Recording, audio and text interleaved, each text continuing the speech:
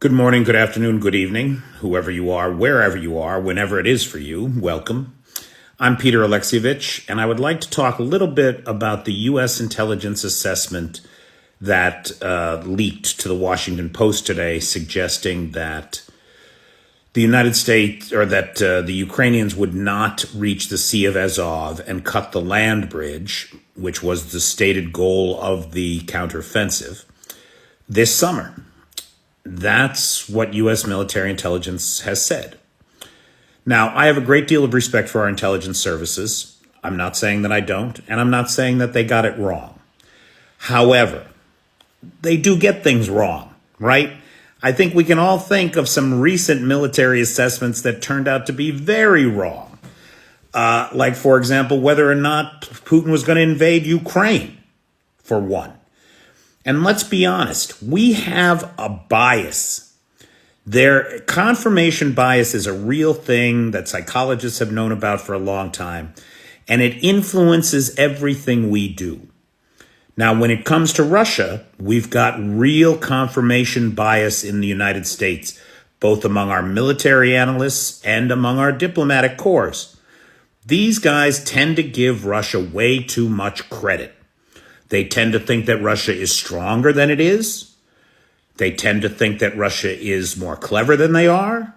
They tend to think that Russia is better supplied and has it together more than they clearly do. And then the other piece here is I don't think that they yet appreciate just how resilient, ingenious, and committed the Ukrainian people are to this thing. The Ukrainians right now are doing something that our military would never do. They're taking on the Russians without air support. We'd never do that. In our minds, you don't do it because you're doomed to failure. And what's in your mind determines what happens in your life. Now, we're the ones. And guys, look, the United States has given Ukraine a lot of aid. I'm not saying that we haven't.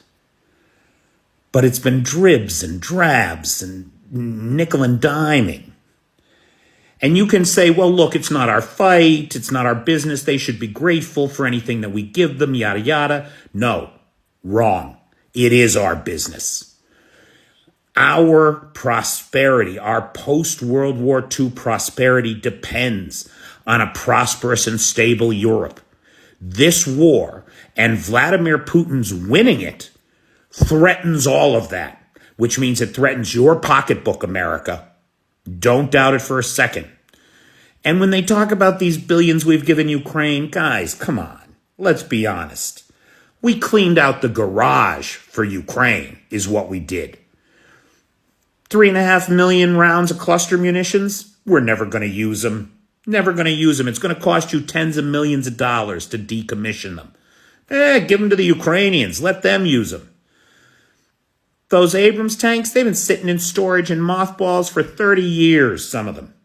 30 years. And you're paying for that storage. There's 31 tanks you don't have to pay for the storage anymore for. Those HIMARS the Ukrainians love so much, they're so old, we don't even use them for training. The last time any of them were retrofitted, if they were retrofitted at all, was 1993. Come on. This is not, we're just cleaning out the garage for these guys. And we're learning a lot because our second generation weapons are kicking the asses of the Russians' fourth generation weapons. So there's something to be said for gaining knowledge there too, you know?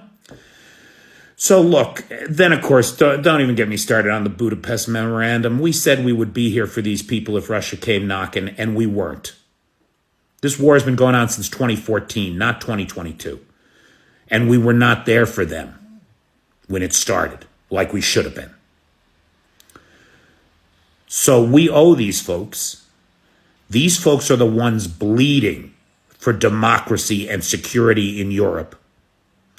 And we have the shit. We could spare the ATACMS. This bullshit about the ATACMS really burns my ass. We got the ATACMs in stock. We could deliver them, have them made next year for us. We're not going to need them before then anyway. But at any rate, I wouldn't take this assessment too seriously. Why? Because it's military intelligence, and that's an oxymoron.